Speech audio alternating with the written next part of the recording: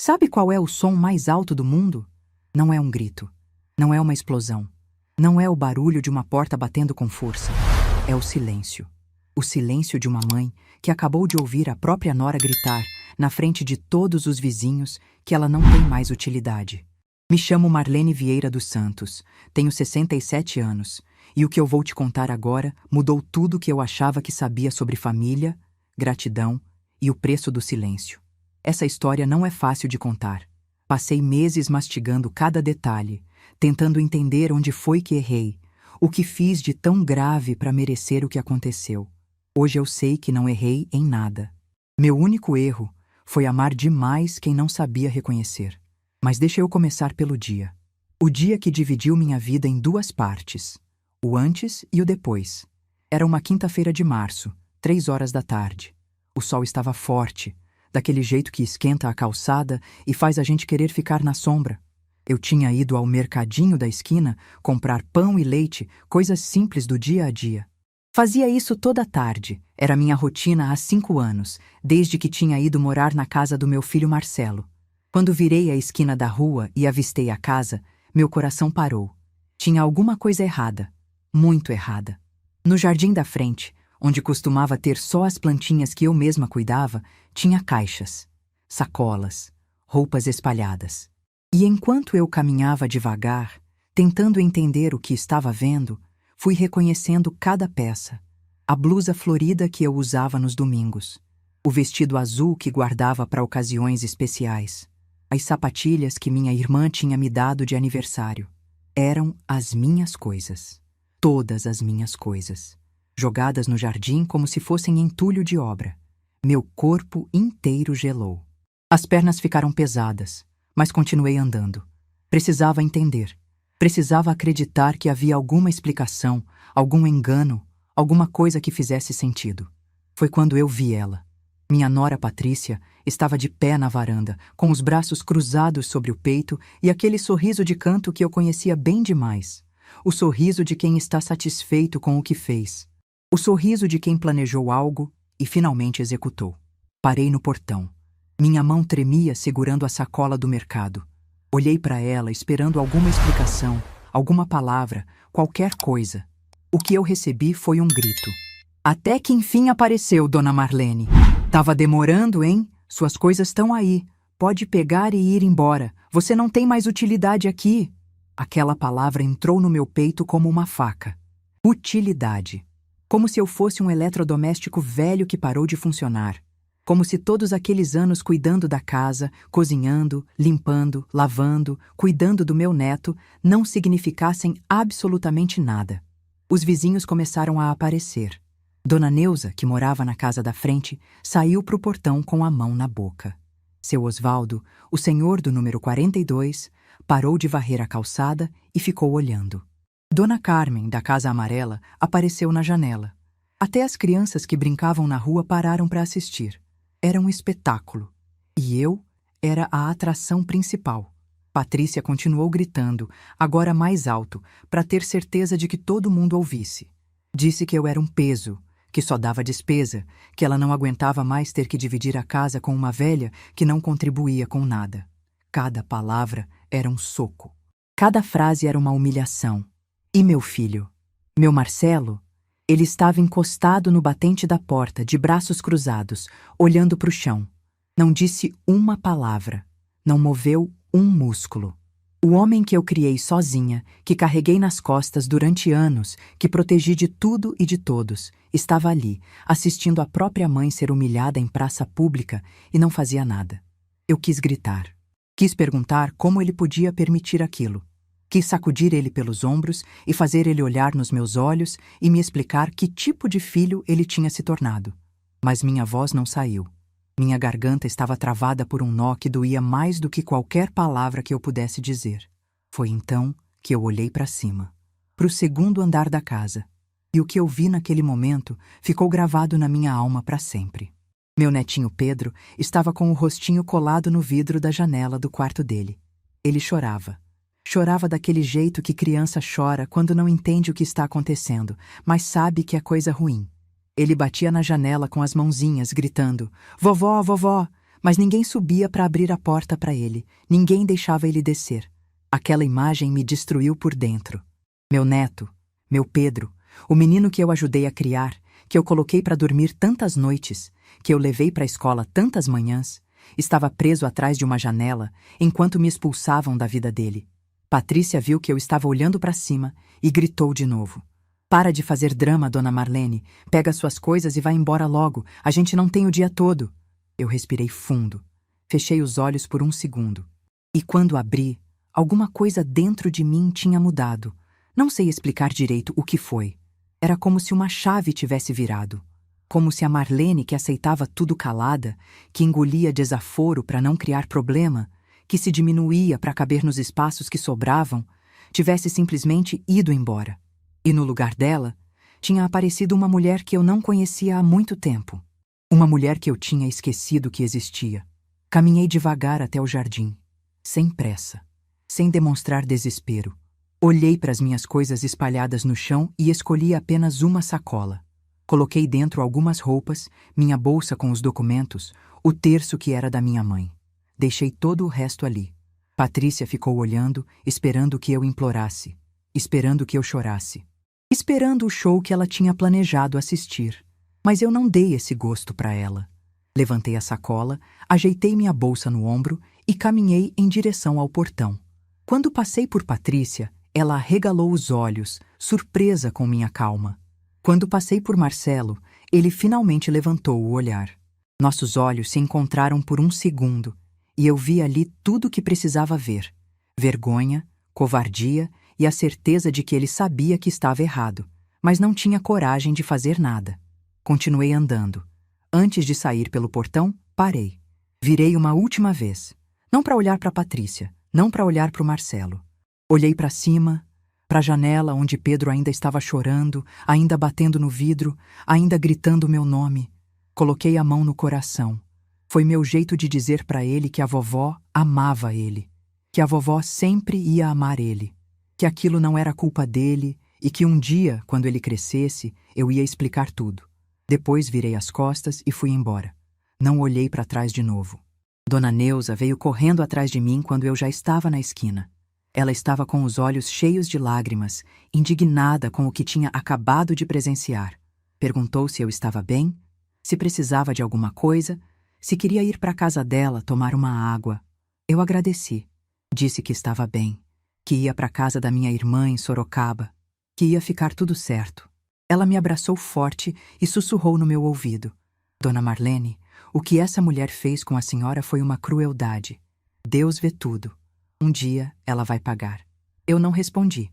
Não porque não acreditasse em justiça, mas porque naquele momento eu sabia de algo que Dona Neuza não sabia. Algo que ninguém naquela rua sabia. Algo que nem meu próprio filho imaginava. Eu guardava um segredo há 4 anos. Um segredo que eu tinha carregado em silêncio, sem contar para ninguém, sem esperar reconhecimento, sem pedir nada em troca.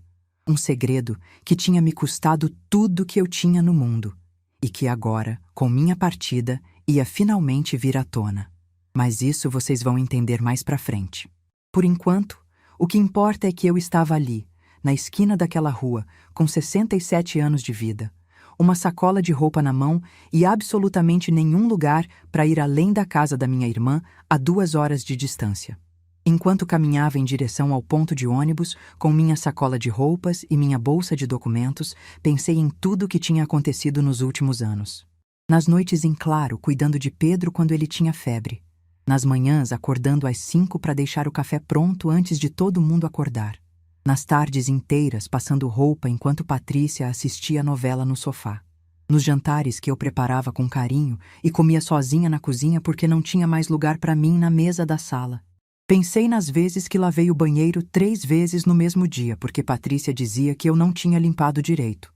Nas vezes que refiz a comida, porque ela reclamou que estava sem sal, ou com sal demais, ou muito quente, ou muito fria. Nas vezes que ouvi ela falar no telefone com as amigas que a sogra era um peso, que atrapalhava, que se pudesse mandava embora. Pensei em Marcelo, no menino que eu criei sozinha depois que o pai dele nos abandonou. Eu tinha 25 anos quando fiquei viúva de marido vivo. Ele simplesmente foi embora, Disse que não queria mais aquela vida, que tinha encontrado outra mulher, que ia recomeçar em outro lugar. Deixou eu e Marcelo com uma mão na frente e outra atrás. Durante 15 anos, trabalhei de costureira de dia e faxineira de noite para criar meu filho. Dormia 4, 5 horas por noite. Tinha as mãos sempre rachadas de tanto produto de limpeza. Mas Marcelo nunca faltou escola, nunca passou fome, nunca vestiu roupa rasgada. Eu me orgulhava disso. Me orgulhava de ter dado para ele tudo que eu não tive. E agora, 40 anos depois, era assim que ele me pagava. Parado na porta, de braços cruzados, enquanto a mulher dele me expulsava de casa. Mas principalmente pensei em Pedro, no sorriso dele quando eu contava a história antes de dormir, na mãozinha dele segurando a minha quando atravessávamos a rua, no abraço apertado que ele me dava toda noite antes de ir para o quarto. Boa noite, vovó. Te amo até o céu. Meus olhos encheram de lágrimas pela primeira vez naquele dia. Não por mim, por ele. Porque eu sabia que a partir daquele momento, tudo ia mudar. E eu não sabia quando ia conseguir ver meu neto de novo.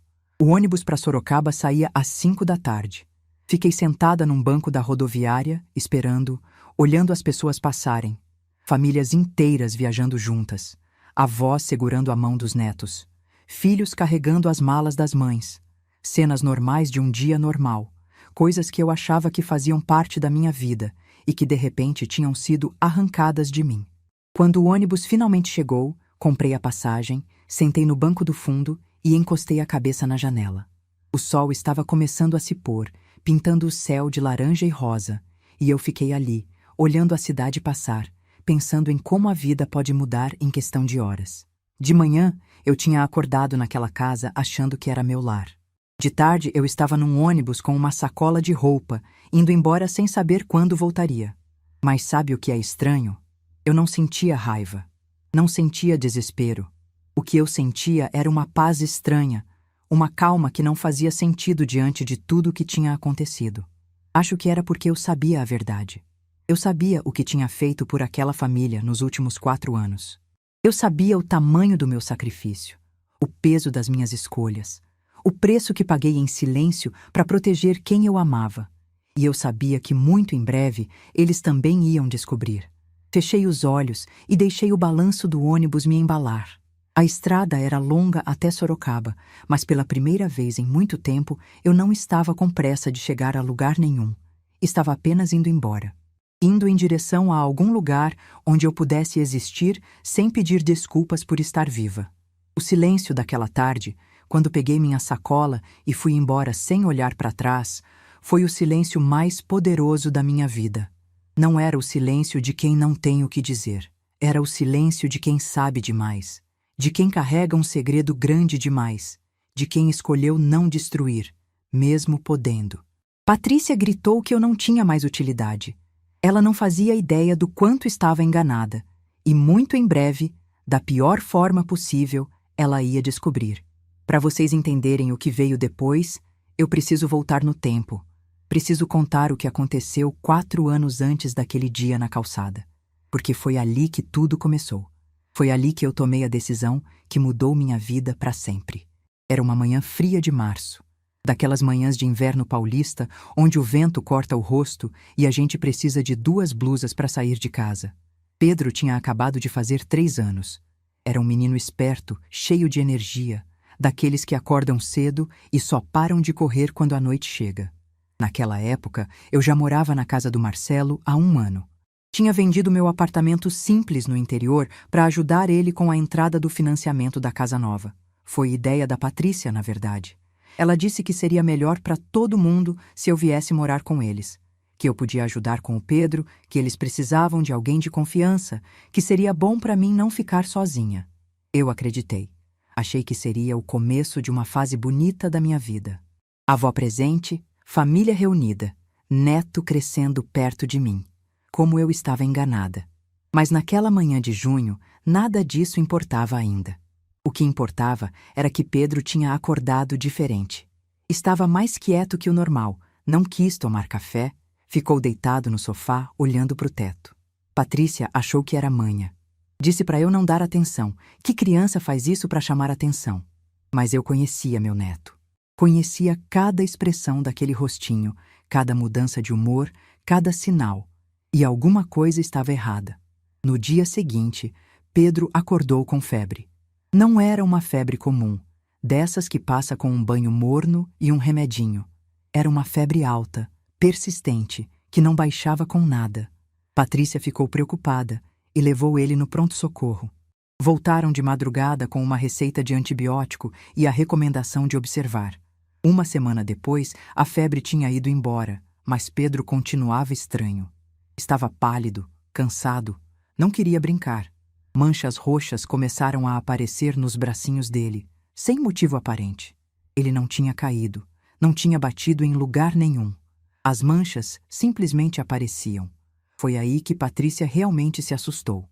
Marcou uma consulta com o pediatra, que olhou para o Pedro, fez algumas perguntas e pediu exames de sangue urgentes. O tom de voz dele mudou na hora. Eu estava ali acompanhando e vi a expressão do médico ficar séria, de um jeito que me gelou por dentro. 2 dias depois, o telefone tocou. Era o consultório pedindo para Marcelo e Patrícia irem até lá com urgência. Eu fiquei em casa com Pedro, tentando distraí-lo com desenhos na televisão, enquanto meu coração apertava de preocupação. Eles voltaram 3 horas depois. Patrícia entrou pela porta e foi direto para o quarto, sem falar com ninguém. Eu ouvi o choro dela atravessando as paredes. Marcelo sentou no sofá da sala, com a cabeça entre as mãos, e ficou ali, em silêncio, por um longo tempo. Quando ele finalmente levantou o olhar e me viu parada na porta da cozinha, seus olhos estavam vermelhos. Ele disse apenas 2 palavras. É grave, mãe. Pedro tinha uma condição séria no sangue. Algo raro, que afetava a forma como o corpo dele produzia células.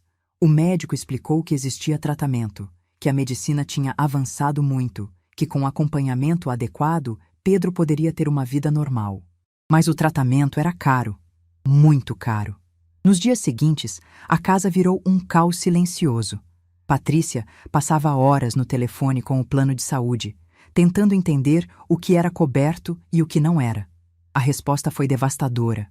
O plano cobria as consultas e alguns exames, mas o tratamento especializado que Pedro precisava, os medicamentos importados, as sessões mensais no hospital, nada disso estava incluído. O valor era de quase R$ 4.000 por mês. Todo mês. Por tempo indeterminado. Marcelo tentou de tudo. Foi ao banco pedir empréstimo, mas o limite dele não chegava nem perto do necessário. Tentou vender o carro, mas ainda estavam pagando o financiamento e o valor da venda mal cobriria a dívida. Ligou para parentes, pediu ajuda, mas ninguém tinha esse dinheiro sobrando todo mês. Eu assistia tudo calada, sentindo meu coração se despedaçar um pouco mais a cada dia. Meu netinho, meu Pedro, precisava de um tratamento para viver, e ninguém conseguia pagar. Foi numa dessas noites, quando a casa toda já estava dormindo, que eu sentei na cama do meu quarto e tomei a decisão mais difícil da minha vida. Eu tinha um apartamento. Um apartamentinho de 2 quartos, num bairro simples de Sorocaba, que eu tinha comprado com décadas de economia. Era tudo que eu tinha no mundo. Minha segurança para a velhice, meu plano B caso alguma coisa desse errado, meu único bem material de verdade. Naquela noite, decidi que ia vender. Não contei para ninguém. Na manhã seguinte, liguei para uma imobiliária em Sorocaba e coloquei o apartamento à venda. O corretor disse que o mercado estava bom, que em 1 ou 2 meses conseguiríamos um comprador.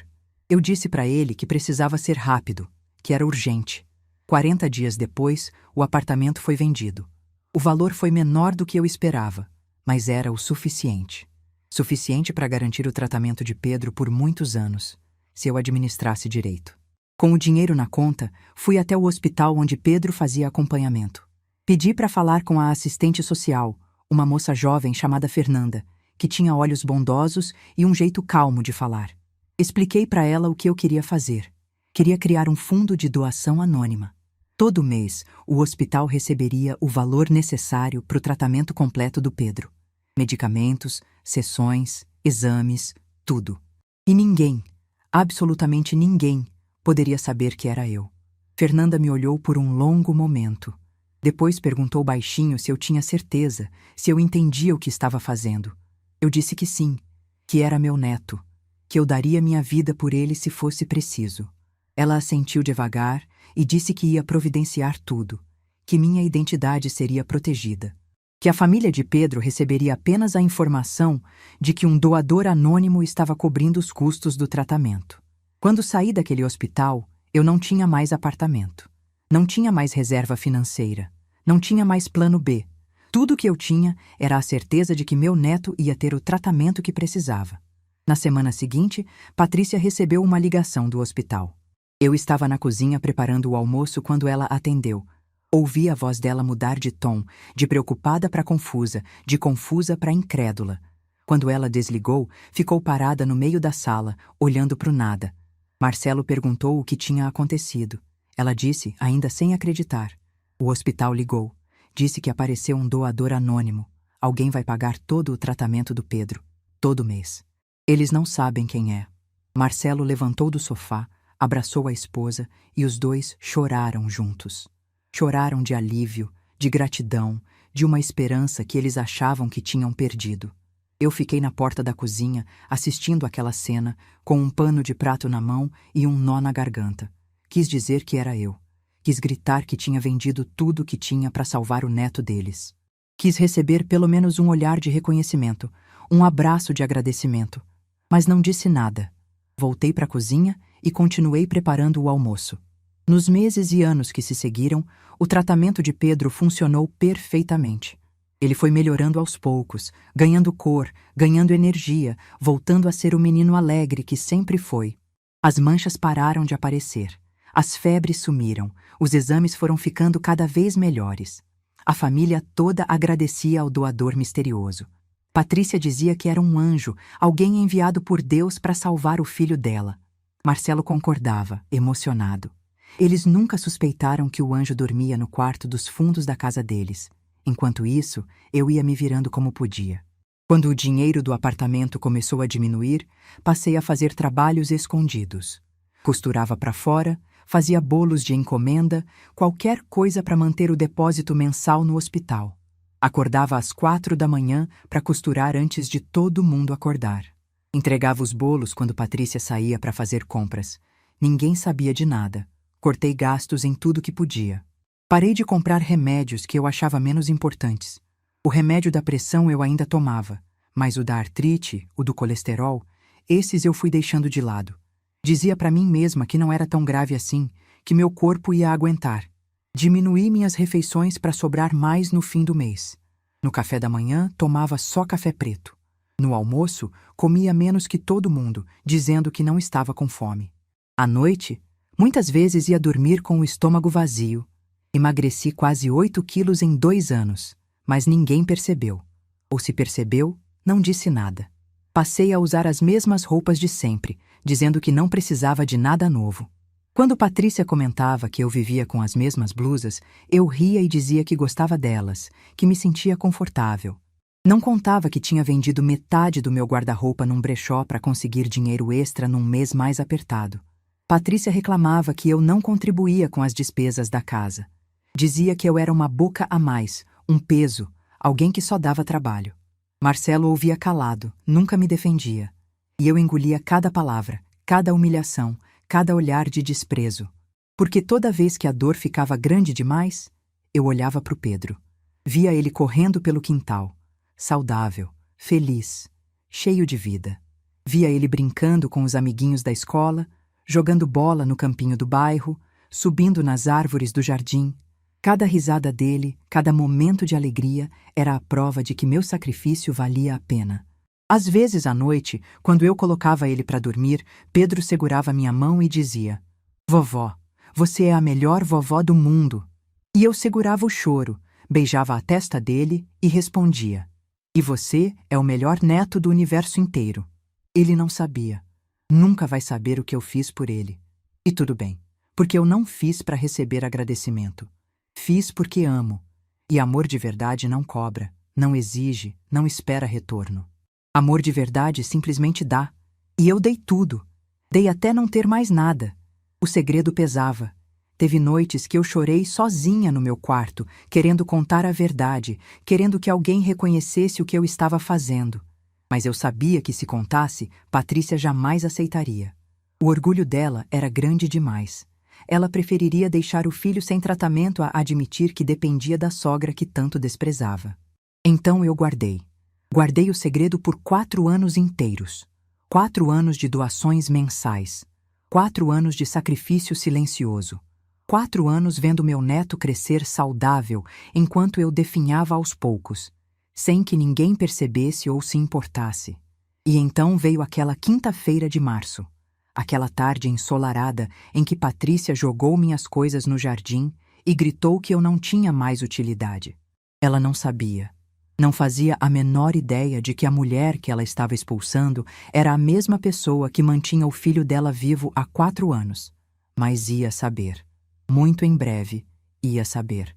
Porque quando eu liguei para o hospital naquele dia, caminhando em direção ao ponto de ônibus com minha sacola de roupa, e informei que as doações seriam canceladas, eu sabia exatamente o que ia acontecer. A carta ia chegar. A verdade ia aparecer. E Patrícia ia descobrir, da pior forma possível, o tamanho do erro que tinha cometido. Não era vingança. Eu não tinha planejado nada daquilo. Era simplesmente consequência. Consequência de tratar mal quem te faz bem. Consequência de cuspir no prato em que come.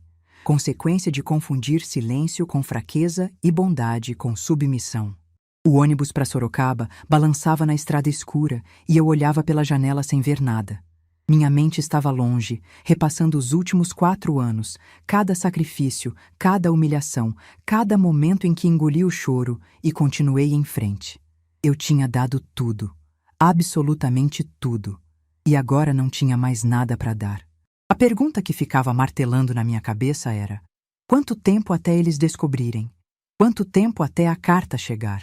Quanto tempo até Patrícia entender que a velha inútil que ela expulsou de casa era a única pessoa que mantinha o mundo dela de pé? Fechei os olhos e encostei a cabeça no vidro frio da janela. A resposta viria mais cedo do que eu imaginava. O ônibus chegou em Sorocaba perto das 8 da noite. A rodoviária estava quase vazia, com aquele cheiro de lanche frio e café requentado que toda rodoviária tem. Desci com minha sacola na mão, o corpo cansado e a alma mais pesada ainda. Minha irmã Célia estava me esperando no portão de desembarque. Quando ela me viu, seus olhos se encheram de lágrimas. Ela não perguntou nada. Só veio até mim, me abraçou forte e ficou ali, em silêncio, enquanto eu finalmente me permitia chorar. Choramos juntas por um longo tempo. As pessoas passavam olhando, mas eu não me importava. Naquele momento, tudo o que eu precisava era daquele abraço. O abraço de alguém que me conhecia de verdade, que me via, que se importava. Quando as lágrimas diminuíram, Célia segurou meu rosto entre as mãos e disse: "Vem, mana. Vamos para casa. Você tá segura agora." A casa de Célia ficava num bairro simples, daqueles onde todo mundo se conhece, e as crianças ainda brincam na rua até escurecer. Era uma casa pequena, de 2 quartos, com um quintal nos fundos onde ela criava galinhas e plantava temperos. As paredes precisavam de uma pintura nova e o portão rangia quando abria, mas tinha algo naquela casa que a casa de Marcelo nunca teve: calor humano. Célia morava sozinha desde que o marido dela tinha partido há 8 anos. Os filhos dela tinham se mudado para São Paulo, cada um com sua vida, e ela tinha ficado ali, cuidando da casa, dos bichos, das plantas. Mas nunca reclamava de solidão. Dizia que preferia estar sozinha do que mal acompanhada. No fundo do quintal, tinha um quartinho que ela usava como depósito, cheio de caixas velhas e móveis que não cabiam mais dentro de casa. Era pequeno, mas tinha uma janela que dava para o quintal e recebia o sol da manhã. Naquela primeira noite, ela me colocou no quarto dela e foi dormir no sofá. Eu insisti que não precisava, que podia ficar na sala, mas ela não quis nem ouvir. Disse que eu precisava descansar de verdade, que no dia seguinte a gente conversava e resolvia tudo. Deitei naquela cama que não era minha, olhando para o teto desconhecido, e pensei em tudo que tinha acontecido. Em Patrícia gritando no jardim, em Marcelo calado na porta, em Pedro chorando na janela, batendo no vidro, chamando meu nome. Aquela imagem não saía da minha cabeça. Meu netinho preso atrás daquela janela, sem entender por que a vovó estava indo embora, sem ninguém para explicar nada para ele. O que será que tinham dito para ele? Que a vovó foi viajar? Que a vovó não queria mais morar lá? Que a vovó tinha abandonado ele? A ideia de Pedro pensando que eu tinha abandonado ele me doía mais do que qualquer coisa que Patrícia pudesse ter dito. Não dormi naquela noite. Fiquei ali, de olhos abertos, esperando o sol nascer. Na manhã seguinte, Célia preparou um café da manhã reforçado. Pão caseiro, café coado na hora, geleia que ela mesma tinha feito. Sentamos na mesa da cozinha e ela finalmente perguntou o que tinha acontecido. Contei tudo, desde o começo, desde o dia em que vendi meu apartamento para ajudar Marcelo com a entrada da casa, desde o diagnóstico de Pedro, desde a decisão de vender o apartamento.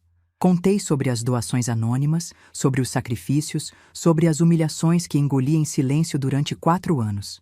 Célia me ouviu sem interromper. Quando terminei, ela ficou em silêncio por um longo momento. Depois disse com a voz embargada: Marlene, você é a pessoa mais generosa que eu conheço. E também a mais boba. Eu ia protestar, mas ela continuou. Você deu tudo por gente que não merecia. Vendeu sua segurança, passou fome, cortou seus remédios. E para quê? Para ser tratada como lixo, para ser jogada na rua como um cachorro velho. As palavras dela doíam porque eram verdade. Mas agora acabou, ela disse, segurando minha mão. Você está aqui comigo. E enquanto eu tiver um teto, você tem um teto. Enquanto eu tiver comida, você tem comida. A gente é irmã, Marlene. Sangue do mesmo sangue. E sangue não abandona sangue. Nos dias seguintes, Célia e eu limpamos o quartinho dos fundos. Tiramos as caixas velhas, os móveis quebrados, as tralhas acumuladas de anos. Pintamos as paredes de azul claro, colocamos uma cama simples, uma cômoda pequena, uma mesinha com uma lamparina. Era um espaço humilde, mas era meu. Pela primeira vez em 5 anos, eu tinha um lugar que era só meu, onde ninguém ia reclamar se eu acendesse a luz, onde ninguém ia me olhar como se eu fosse um estorvo, onde eu podia existir sem pedir desculpas. 1 semana se passou, depois 2. Eu estava começando a me acostumar com a nova rotina. Acordava cedo, ajudava a Célia com as tarefas da casa, cuidava das galinhas, regava as plantas. À tarde, sentava na varanda dos fundos e ficava olhando o céu, tentando não pensar demais. Mas Pedro não saía da minha cabeça. Toda noite, antes de dormir, eu fechava os olhos e via o rostinho dele colado na janela. Ouvia a vozinha dele gritando, "Vovó, vovó!" E meu coração apertava de um jeito que eu achava que ia me partir ao meio. Foi numa terça-feira de manhã, 2 semanas depois da minha chegada em Sorocaba, que meu telefone tocou. Eu estava no quintal, recolhendo os ovos das galinhas, quando ouvi o toque. Limpei as mãos no avental e atendi sem olhar quem era. Do outro lado da linha, uma voz trêmula. Uma voz que eu conhecia bem demais, mas que nunca tinha ouvido daquele jeito. Patrícia. Dona Marlene. Fiquei em silêncio. Meu coração disparou, mas minha voz não saiu. Dona Marlene, a senhora tá aí? Respirei fundo e respondi. Tô. Ouvi ela engolir seco do outro lado. Parecia que ela estava tentando encontrar as palavras certas, mas nenhuma vinha. Quando voltou a falar, a voz estava embargada, quase irreconhecível. Não era mais a voz da mulher que tinha gritado comigo no jardim. Era a voz de alguém que tinha acabado de levar o maior susto da vida. O hospital mandou uma carta dizendo que as doações para o tratamento do Pedro foram canceladas, que o doador anônimo não vai mais depositar. Continuei em silêncio. Deixei o silêncio pesar entre nós. Deixei ela sentir o mesmo desconforto que eu senti durante anos naquela casa. Eu fui até lá, Dona Marlene. Fui no hospital implorar para eles me contarem quem era o doador. Disse que meu filho ia ficar sem tratamento, que a gente não tinha condição de pagar, que era uma emergência. Chorei na frente da assistente social. Me humilhei de todo jeito possível. E a Fernanda, ela não deveria ter contado, mas ela viu meu desespero e... A voz de Patrícia quebrou. Ela começou a chorar daquele jeito que a gente chora quando o chão some debaixo dos pés. Ela disse que era a senhora, Dona Marlene, que a senhora vendeu o apartamento e pagou o tratamento do Pedro durante 4 anos inteiros. A senhora fez isso e nunca contou para ninguém. Fiquei ali, parada no meio do quintal, com o telefone na orelha e o coração batendo tão forte que eu conseguia ouvir nas minhas próprias orelhas. Patrícia continuou entre soluços. Por que a senhora não contou? Por que escondeu isso da gente? A gente podia ter... Eu podia ter... Ela não conseguiu terminar a frase. Esperei ela se acalmar um pouco. Quando o choro diminuiu, eu disse com a voz mais firme que consegui. Patrícia, eu não contei porque não fiz aquilo para receber agradecimento. Fiz porque amo meu neto. Porque ele é meu sangue. Porque eu daria minha vida por ele se fosse preciso. Fiz uma pausa. Depois continuei. Durante 4 anos, eu dei tudo que tinha pelo Pedro. Vendi meu único bem, trabalhei escondido, cortei meus remédios, passei fome em alguns dias. E durante esses mesmos 4 anos, eu fui tratada como lixo dentro daquela casa. Você reclamava que eu não contribuía com nada, que eu era um peso, que eu era uma velha inútil que só dava trabalho. Ouvi Patrícia soluçar mais forte. Você planejou minha expulsão para trazer sua mãe para morar na casa. Achou que eu não sabia, mas eu ouvi você conversando com o Marcelo. Ouvi você dizendo que não tinha espaço para 2 velhas e que entre sua mãe e eu, a escolha era óbvia. Ouvi você rindo e dizendo que eu era fácil de manipular, que era só esperar eu sair de viagem que vocês resolviam tudo. Silêncio do outro lado. Um silêncio pesado, cheio de vergonha. Eu quase conseguia ver ela do outro lado da linha, com a cara vermelha, sem saber onde enfiar a cara. Você esperou eu ir visitar minha irmã para jogar minhas coisas na rua? Planejou tudo nas minhas costas? E ainda fez questão de me humilhar na frente de toda a vizinhança, gritando que eu era inútil, que eu era um peso, que eu não servia para nada. Você gritou na frente dos vizinhos que eu não tinha mais utilidade. Jogou minhas coisas no jardim como se fossem lixo. E meu filho, o filho que eu criei sozinha, ficou parado na porta assistindo tudo sem fazer nada. Minha voz tremeu, mas eu continuei. Agora você liga chorando porque descobriu a verdade. Porque descobriu que a velha inútil era a única pessoa que mantinha seu filho vivo. Mas sabe o que, Patrícia? Essa descoberta não muda nada. O dinheiro acabou. Eu não tenho mais nada para dar. Vocês vão ter que encontrar outro jeito. Patrícia tentou falar alguma coisa, mas eu não deixei.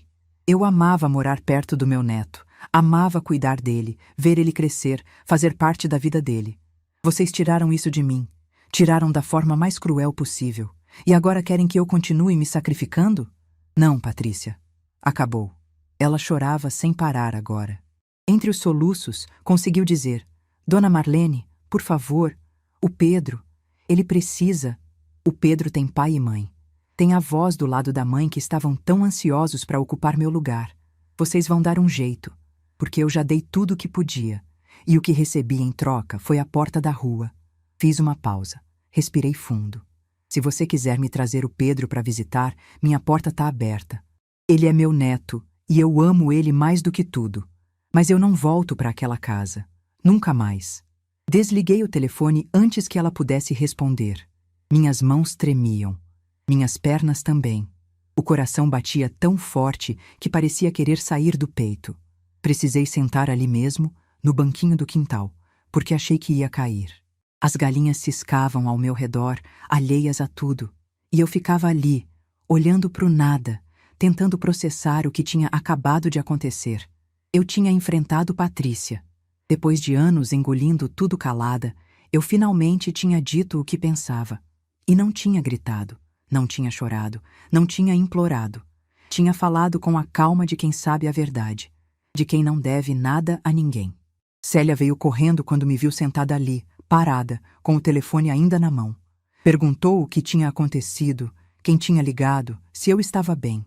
O rosto dela estava cheio de preocupação, aquela preocupação genuína que só quem ama de verdade consegue ter.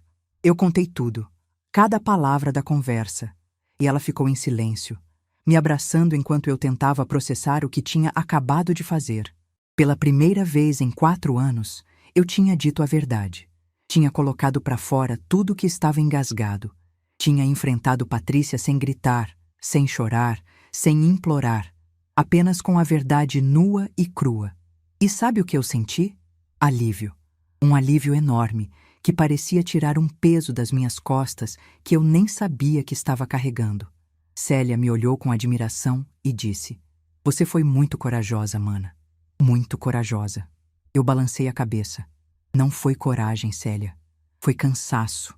Cansaço de engolir. Cansaço de fingir. Cansaço de ser invisível. Naquela noite, deitada no meu quartinho dos fundos, olhando para o teto azul claro que a gente tinha pintado juntas, eu pensei no que viria pela frente. Sabia que Patrícia ia contar para o Marcelo. Sabia que ele provavelmente ia aparecer. Sabia que viriam mais pedidos, mais lágrimas, mais tentativas de me convencer. Mas eu também sabia que não ia voltar atrás. Não dessa vez. Tinha dado tudo o que tinha. Agora era hora de cuidar de mim. Fechei os olhos e, pela primeira vez desde que tinha chegado em Sorocaba, dormi em paz. Mas a história ainda não tinha acabado. Porque 3 dias depois, quando eu menos esperava, Marcelo apareceu na porta da casa da minha irmã. E o que ele veio me dizer, isso eu nunca poderia ter imaginado. 3 dias depois da ligação de Patrícia, era uma tarde de sábado e eu estava na cozinha ajudando Célia a preparar um bolo de fubá. O cheiro de milho e erva doce tomava conta da casa e por um momento eu quase consegui esquecer tudo o que tinha acontecido. Quase. Desde que tinha chegado em Sorocaba, eu estava tentando reconstruir uma rotina. Acordava cedo, ajudava com as tarefas da casa, cuidava das galinhas, regava as plantas. À tarde, sentava na varanda com Célia e a gente conversava sobre tudo e sobre nada, como fazíamos quando éramos meninas. Eram momentos simples, mas preciosos. Momentos em que eu conseguia respirar sem sentir o peso do mundo nos ombros. Foi quando ouvimos o barulho de um carro parando na frente da casa.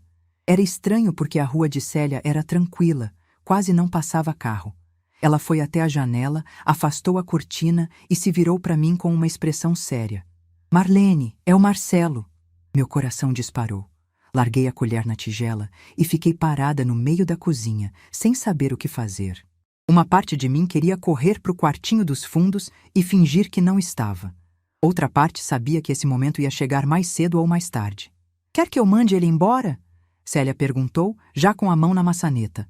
Balancei a cabeça. Não, deixa ele entrar. Eu preciso olhar nos olhos dele. Célia abriu a porta e Marcelo apareceu no batente. Ele estava diferente. Mais magro, com olheiras fundas, a barba por fazer. Parecia ter envelhecido 10 anos em 2 semanas. Vestia uma camisa amassada e tinha os ombros curvados, como se carregasse o peso do mundo nas costas. Quando nossos olhares se encontraram, ele desviou. Não conseguia me encarar. Posso entrar, mãe? A palavra mãe saiu fraca, quase um sussurro. Fazia tempo que eu não ouvia ele me chamar assim. Nos últimos anos, era sempre Dona Marlene pra cá, Dona Marlene pra lá, como se eu fosse uma estranha morando na casa dele. Fiz um gesto com a cabeça indicando a sala. Ele entrou devagar, cumprimentou Célia com um aceno tímido e sentou no sofá. Eu sentei na poltrona de frente para ele, mantendo distância. Célia perguntou se a gente queria ficar sozinhos. Eu disse que não, que ela podia ficar. Precisava de uma testemunha. Precisava de alguém que me lembrasse de manter a calma se as coisas ficassem difíceis. O silêncio entre nós era pesado. Marcelo ficou um longo tempo olhando para o chão, esfregando as mãos uma na outra, claramente tentando encontrar as palavras certas. Quando finalmente falou, a voz saiu embargada.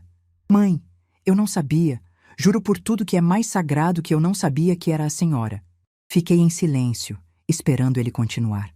A Patrícia me contou ontem. Contou tudo. Sobre o apartamento, sobre as doações, sobre os 4 anos. Eu não conseguia acreditar no começo. Achei que era mentira, que não era possível. Ele levantou o olhar pela primeira vez. Seus olhos estavam vermelhos, cheios de lágrimas. A senhora vendeu tudo que tinha pelo Pedro. E eu deixei a Patrícia te tratar daquele jeito. Eu fiquei parado na porta enquanto ela gritava com a senhora. Eu não fiz nada, mãe. Nada. As lágrimas começaram a escorrer pelo rosto dele. Ele não tentou limpar. Deixou cair. Eu sou um covarde. Um filho ingrato. Um homem que não vale nada. A senhora me criou sozinha. Trabalhou a vida inteira para me dar tudo. E eu deixei minha mulher te jogar na rua como se fosse lixo. A voz dele quebrou completamente. Ele cobriu o rosto com as mãos e chorou.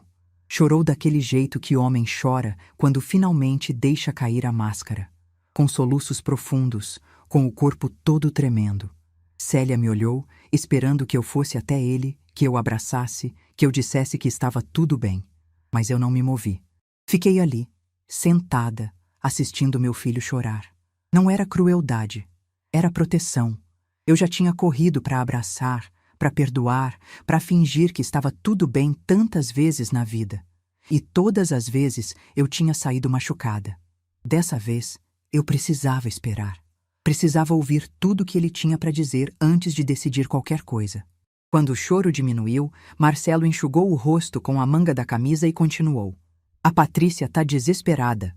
A mãe dela veio morar com a gente, como era o plano desde o começo. Mas ela não tem dinheiro para ajudar com nada. Na verdade, é mais uma despesa. Mais uma boca para alimentar, mais uma conta de luz, mais uma pessoa ocupando espaço. Tudo que a Patrícia achava que ia ganhar me expulsando, ela perdeu em dobro. Eu quase deixei escapar um sorriso amargo, mas me contive. O plano de saúde não cobre o tratamento do Pedro, e a gente não tem como pagar R$ 4.000 por mês. A Patrícia não dorme mais, vive chorando, brigando comigo. A casa virou um inferno. Ele fez uma pausa, respirou fundo. Ela vendeu o carro ontem. Conseguiu pagar 2 meses de tratamento adiantado. Mas e depois? A gente não sabe o que fazer, mãe. A gente tá perdido. Eu tô procurando um segundo emprego, mas tá difícil. E a sogra fica lá, no quarto que era seu, sem fazer nada, só reclamando que a casa é pequena demais. Eu ouvi tudo em silêncio. Quando ele terminou, esperei mais um momento antes de falar. Marcelo, eu vou te perguntar uma coisa e quero que você responda com sinceridade. Ele assentiu, ansioso. Você veio aqui porque se arrependeu de verdade?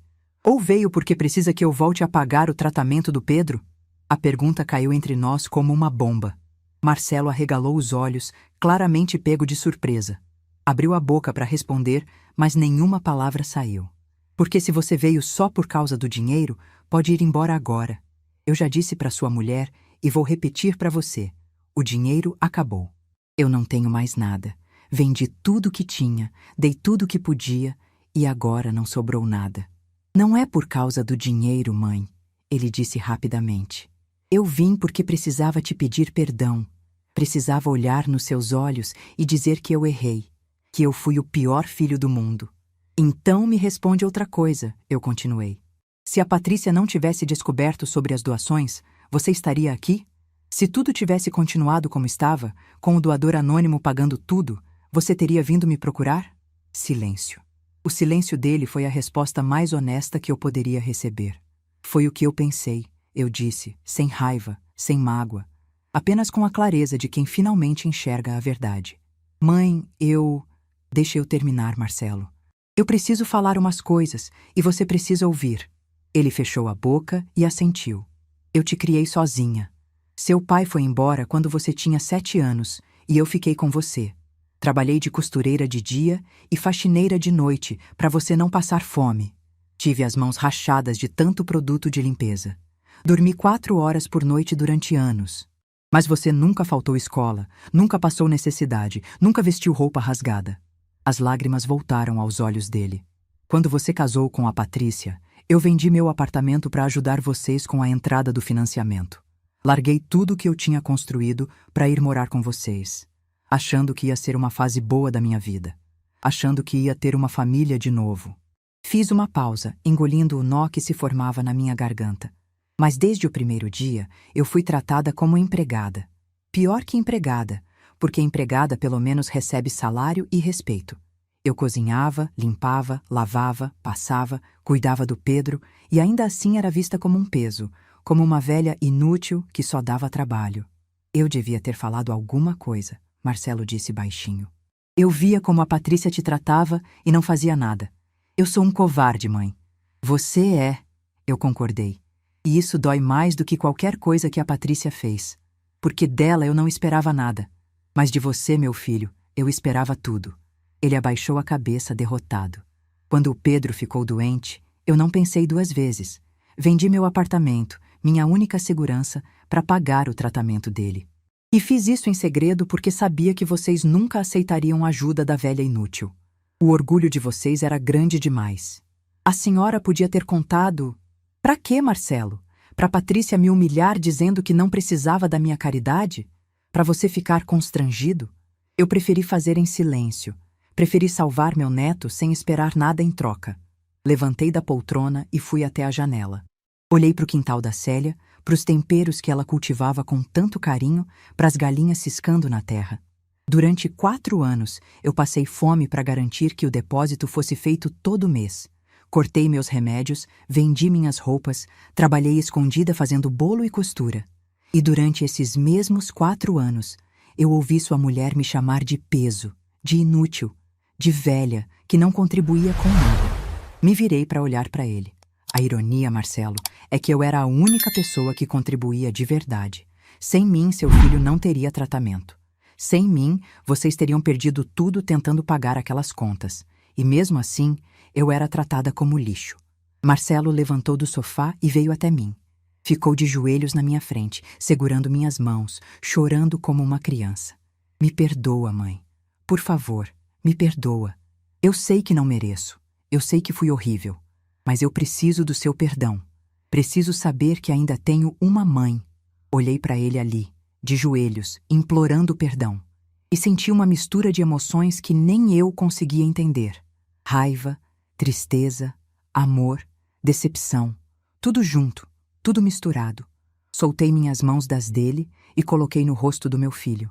Levantei o queixo dele para que ele me olhasse nos olhos. Eu te perdoo, Marcelo. Te perdoo porque guardar rancor só ia me fazer mal.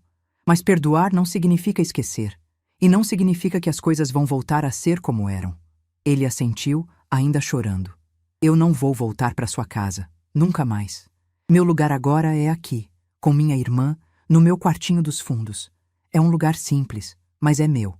E aqui ninguém me trata como se eu fosse um estorvo. Eu entendo, mãe. Quanto ao Pedro, ele é meu neto, e eu amo ele. Se vocês quiserem trazer ele para me visitar, a porta está aberta. Mas eu não vou mais me sacrificar por quem não me valoriza. Vocês vão ter que encontrar um jeito de pagar o tratamento. Vendam a casa, peguem empréstimo, façam o que tiverem que fazer. Mas não contem comigo para isso. Marcelo se levantou devagar, enxugando o rosto. A gente vai dar um jeito, mãe. Nem que eu tenha que trabalhar em 3 empregos. Então vai. Faz o que eu fiz a vida inteira para te criar. Trabalha até não aguentar mais. Sacrifica tudo pelos teus filhos. Quem sabe, assim, você aprende o valor do que eu fiz por você. Ele ficou em silêncio, absorvendo minhas palavras. Antes de ir embora, ele me abraçou. Foi um abraço apertado, demorado, cheio de coisas não ditas. Eu senti o corpo dele tremendo. Senti as lágrimas dele molhando meu ombro. Era meu filho, o menino que eu tinha embalado para dormir tantas noites, o homem que eu tinha visto crescer. E apesar de tudo, apesar de toda a dor, eu ainda amava ele. Deixei ele me abraçar, mas não retribuí da mesma forma. Meus braços ficaram soltos ao lado do corpo. Meu coração ainda estava se protegendo. Ainda não estava pronto para se abrir de novo. Quando ele se afastou, olhou nos meus olhos e disse: Eu vou te provar que mudei, mãe. Não com palavras, com atitudes. A senhora vai ver. Eu apenas assenti. Não disse que acreditava, porque não sabia se acreditava. Mas também não disse que duvidava. Deixei a porta aberta, só uma fresta, para ver o que o tempo traria. Célia acompanhou ele até o portão. Eu fiquei na janela, vendo o carro dele sumir no fim da rua. E me perguntei se aquela seria a última vez que eu veria meu filho, ou se seria o começo de alguma coisa nova. Quando ele foi embora de vez, Célia veio até mim e perguntou se eu estava bem. Tô, eu disse. Pela primeira vez em muito tempo, eu tô bem de verdade.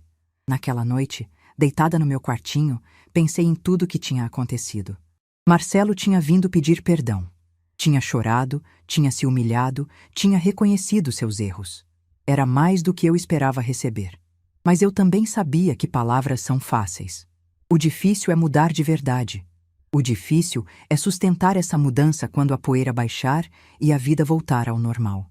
Eu tinha perdoado meu filho. Mas a confiança, essa ia demorar muito mais para voltar. Se é que voltaria algum dia. Uma semana depois, Pedro veio me visitar pela primeira vez. E aquele reencontro foi o momento mais emocionante de toda essa história. Uma semana depois da visita de Marcelo, era um domingo de manhã ensolarado. Célia tinha ido à missa e eu estava sozinha em casa, sentada na varanda dos fundos, tomando um café e olhando para o quintal. As galinhas ciscavam tranquilas, os temperos balançavam com a brisa, e eu tentava aproveitar aquele momento de paz. Foi quando ouvi o barulho do portão abrindo. Levantei da cadeira, estranhando. Célia não devia voltar tão cedo. Fui até a lateral da casa para ver quem era e meu coração parou. Marcelo estava parado no portão, mas não foi ele que me fez perder o ar. Foi o menino que estava segurando a mão dele. Pedro. Meu netinho estava ali, a poucos metros de mim, com aqueles olhos grandes e curiosos que eu conhecia tão bem. Ele tinha crescido um pouco desde a última vez que eu tinha visto ele de perto. Estava mais alto, o cabelo um pouco mais comprido, mas era o mesmo Pedro. O mesmo menino que eu tinha ajudado a criar, que eu tinha colocado para dormir tantas noites, que eu tinha amado mais do que tudo nesse mundo. Por um momento, nenhum de nós se moveu. Ficamos ali, nos olhando, como se o tempo tivesse parado. Foi Pedro quem quebrou o silêncio. Vovó? A vozinha dele saiu trêmula, incerta, como se ele não tivesse certeza se podia me chamar assim. Como se tivesse medo de que eu fosse desaparecer de novo. Meus olhos encheram de lágrimas. Minhas pernas tremiam. Eu quis correr até ele, mas meu corpo não obedecia. Então Pedro soltou a mão do pai e veio correndo na minha direção. Ele se jogou nos meus braços com tanta força que eu quase caí. Me abraçou apertado. Apertado demais, como se quisesse ter certeza de que eu era real. E começou a chorar. Vovó, por que você foi embora? Por que você me deixou? Eu chamei você. Eu bati na janela, mas você foi embora e não voltou mais. Cada palavra dele era uma faca no meu coração. Eu segurava ele nos meus braços, sentindo o corpinho dele tremer de tanto chorar, e as lágrimas escorriam pelo meu rosto sem que eu conseguisse parar. Eu não te deixei, meu amor. Eu disse, com a voz embargada. A vovó nunca te deixou. A vovó sempre esteve aqui, sempre te amou, sempre pensou em você todo dia. Então por que você foi embora? Olhei para Marcelo, que estava parado a alguns metros de distância, com os olhos vermelhos, assistindo aquela cena em silêncio. Ele assentiu levemente, como se estivesse me dando permissão para falar a verdade. Mas como explicar para uma criança de 7 anos que os adultos às vezes fazem coisas horríveis? Como contar para ele que a mãe dele me expulsou de casa? Como fazer ele entender sem destruir a imagem que ele tinha dos próprios pais? Respirei fundo e disse a única coisa que podia dizer. A vovó precisou ir embora porque algumas coisas aconteceram entre os adultos, coisas complicadas, difíceis de explicar, mas nada disso é culpa sua, meu amor. Nada. A vovó te ama mais do que tudo no mundo, e isso nunca vai mudar. Pedro levantou o rostinho molhado de lágrimas e me olhou nos olhos. Você promete que não vai me deixar de novo? Senti um nó se formar na minha garganta. Como prometer algo assim? Eu não morava mais com eles, não tinha controle sobre quando poderia ver meu neto. Mas olhando para aqueles olhinhos cheios de medo e esperança, eu soube que precisava dar alguma certeza para ele. Eu prometo que vou estar sempre aqui para você, Pedro. Sempre. Você pode me visitar quando quiser. Pode me ligar quando sentir saudade. A vovó não mora mais na mesma casa, mas o amor da vovó não mudou de endereço. Tá aqui, ó. Coloquei a mão dele no meu coração. Sente? O coração da vovó bate por você. Todo dia, toda hora, todo minuto. Pedro abriu um sorriso. Aquele sorriso que eu conhecia tão bem, que iluminava o rosto dele inteiro, que me fazia lembrar por que eu tinha sacrificado tudo o que tinha. Eu também te amo até o céu, vovó. Abracei ele de novo, forte, sentindo aquele corpinho quente contra o meu, sentindo o cheiro de shampoo infantil que eu conhecia de cor. E naquele momento, toda a dor, toda a humilhação, todo o sacrifício pareceu valer a pena. Marcelo se aproximou devagar. Ele estava visivelmente emocionado, tentando segurar o choro. Mãe, eu trouxe ele porque ele não parava de perguntar por você. Todo dia, toda noite, ele perguntava quando ia ver a vovó de novo. Eu não podia mais adiar. Olhei para o meu filho e assenti. Não tinha palavras. A Patrícia? Ela não quis vir. Ele continuou baixando o olhar. Ela ainda está envergonhada demais. Mas ela concordou que o Pedro precisava te ver. Eu não respondi nada sobre Patrícia. Não era hora de falar dela. Era hora de aproveitar aquele momento com meu neto. Levei Pedro para dentro de casa, mostrei meu quartinho dos fundos, apresentei as galinhas de Célia, deixei ele colher ovos frescos. Ele ficou encantado com tudo, correndo de um lado para o outro, fazendo 1000 perguntas, rindo daquele jeito solto de criança. Quando Célia voltou da missa e viu Pedro no quintal, seus olhos se encheram de lágrimas. Ela nunca tinha conhecido meu neto pessoalmente, mas abraçou ele como se conhecesse há anos. Preparamos um almoço especial. Frango assado, arroz com açafrão, salada do quintal. Pedro comeu repetido, elogiou a comida, disse que era melhor que a da mãe dele. Eu fingi que não ouvi, mas por dentro sorri.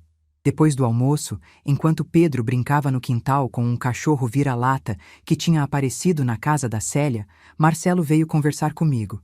Mãe, eu preciso te contar uma coisa. Olhei para ele esperando. A gente conseguiu manter o tratamento do Pedro. Foi difícil, muito difícil, mas conseguiu. Como? Ele respirou fundo. Eu arrumei um segundo emprego. Trabalho de dia na empresa e à noite faço entregas de moto. A Patrícia voltou a trabalhar também, período integral. Vendemos o carro, como eu te contei, e a mãe dela teve que começar a contribuir com a aposentadoria. Todo mundo teve que se sacrificar. Fiquei em silêncio, ouvindo. A gente vai ter que vender a casa também. É grande demais pra gente agora, e o dinheiro vai ajudar a garantir o tratamento por mais alguns anos. Vamos nos mudar para um apartamento menor, mais perto do hospital. E como você tá lidando com tudo isso? Ele deu um sorriso cansado. Tô exausto, mãe. Mas pela primeira vez na vida, eu tô fazendo o que precisa ser feito. Tô sendo o pai que o Pedro merece. E tô entendendo, na pele, tudo o que a senhora fez por mim quando eu era criança. Olhei pro meu filho e vi algo diferente nele. Não era mais o homem covarde que tinha ficado parado na porta enquanto a esposa me humilhava. Era um homem cansado, sim, mas um homem que estava lutando pela família. Um homem que finalmente tinha entendido o peso das responsabilidades. Eu sei que é tarde para pedir desculpas, ele continuou. Eu sei que eu errei de um jeito que talvez não tenha conserto, mas eu quero que a senhora saiba que eu tô tentando. Todo dia, eu tô tentando ser melhor. Eu sei, filho, eu disse. E pela primeira vez desde que tudo tinha acontecido, a palavra filho saiu sem peso, sem mágoa. Eu vejo que você tá tentando. A senhora me perdoa? De verdade? Olhei para ele por um longo momento. Pensei em tudo o que tinha acontecido. Na humilhação, na dor, nos anos de sacrifício invisível. Mas também pensei no menino que eu tinha criado sozinha, no homem que ele estava tentando se tornar, no neto maravilhoso que estava brincando no quintal. Eu já te perdoei, Marcelo, lá na sua última visita. Mas perdão não é um sentimento, é uma escolha. Uma escolha que a gente faz todo dia. E eu escolho te perdoar. Não por você, mas por mim. Porque carregar rancor é pesado demais, e eu já carreguei peso demais na vida. Ele assentiu, os olhos marejados. Mas eu quero que você entenda uma coisa. Eu continuei. Eu te perdoo, mas a nossa relação mudou. Eu não sou mais a mãe que aceita tudo calada, que se diminui para caber nos espaços que sobram.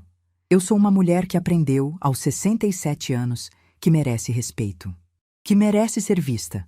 Que merece ocupar espaço. Eu sei, mãe. E eu respeito isso. Então, a gente vai reconstruir nossa relação. Devagar, com calma, um passo de cada vez. Você traz o Pedro para me visitar, eu vou acompanhar o tratamento dele, vou fazer parte da vida dele. Mas eu não volto a morar com vocês. Meu lugar agora é aqui. Eu entendo. Ficamos em silêncio por um momento, olhando para o quintal onde Pedro brincava com o cachorro, rindo, feliz, sem saber de nada das dores dos adultos. Ele perguntou sobre a senhora todo dia, Marcelo disse baixinho. Todo dia ele perguntava quando a vovó ia voltar. A Patrícia não sabia o que responder. Acho que isso foi o que mais doeu nela, na verdade. Ver o quanto o filho sentia sua falta. Não respondi. Não tinha o que dizer sobre Patrícia. No fim da tarde, quando Marcelo disse que precisavam ir embora, Pedro não queria soltar da minha mão. Chorou, pediu para ficar, disse que queria dormir na casa da vovó. Meu coração se apertou, mas eu sabia que ele precisava voltar. Me abaixei, fiquei na altura dele e segurei o rostinho dele entre minhas mãos. Pedro, A vovó vai estar sempre aqui. Você pode vir me visitar todo fim de semana se o papai deixar. E durante a semana, a gente pode conversar por vídeo no celular. A vovó aprendeu a usar, sabia? Ele riu, mesmo com lágrimas nos olhos. A senhora aprendeu a mexer no celular, vovó? Aprendi. Sua tia Célia me ensinou. Então a gente não precisa ficar longe de verdade. A gente pode se ver todo dia, mesmo sem estar no mesmo lugar. Pedro me abraçou uma última vez, bem apertado, e sussurrou no meu ouvido: "Você é a melhor vovó do mundo." E eu sussurrei de volta: "E você é o melhor neto do universo inteiro." Quando o carro dele sumiu no fim da rua, eu fiquei parada no portão por um longo tempo. Célia veio até mim e colocou a mão no meu ombro. "Você tá bem, mana?" "Tô", eu disse. Pela primeira vez em muito tempo, eu tô realmente bem. Já se passaram alguns meses desde aquele domingo. A vida seguiu como sempre segue. Pedro vem me visitar quase todo fim de semana. A gente faz bolo juntos, cuida das galinhas, assiste desenho na televisão do meu quarto. São momentos simples, mas preciosos. Marcelo está cumprindo o que prometeu. Trabalha muito, mas nunca deixa de trazer o Pedro. A relação entre nós está se reconstruindo, devagar.